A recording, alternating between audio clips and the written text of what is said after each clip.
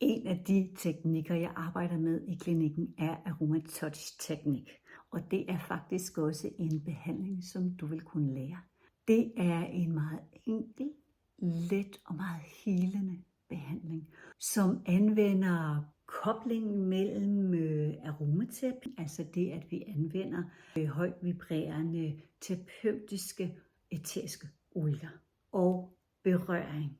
Der bliver undervejs anvendt teknikker, hvor vi anvender zoner i kroppen, langs ryggraden og hele ryggen, og under fødderne vil man arbejde.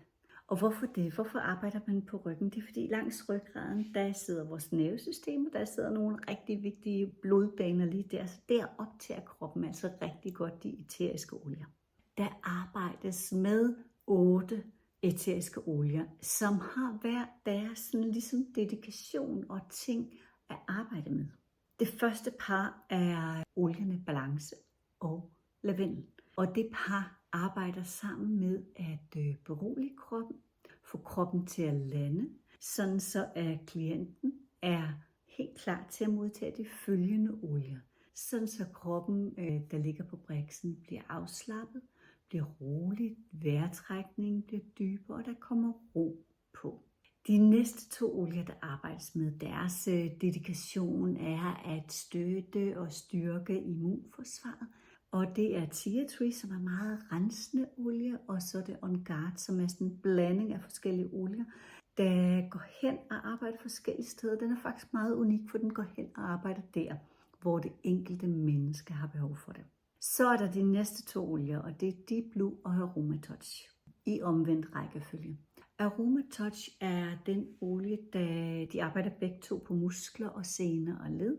Først arbejder AromaTouch-olien med at blødgøre, sætte gang i systemet, arbejde med stagneret energi. Og bagefter arbejder Deep Blue, den er rigtig god til ømhed, til smerte og til inflammation, og den arbejder sådan dybere ned i lagene.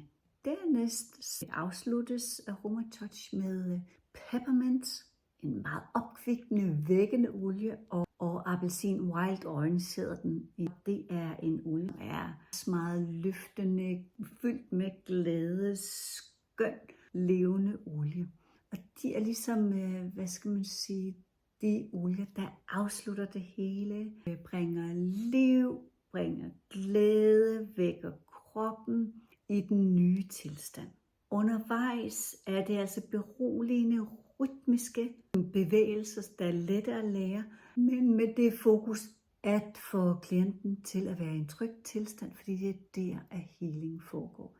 Jeg har virkelig set, hvor meget den her lette, enkle, men virkelig dybe behandling kan støtte mine klienter i.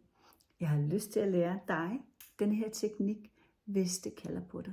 Men ellers er det også muligt at booke en tid og prøve det på egen krop, hvad det kan gøre for dig.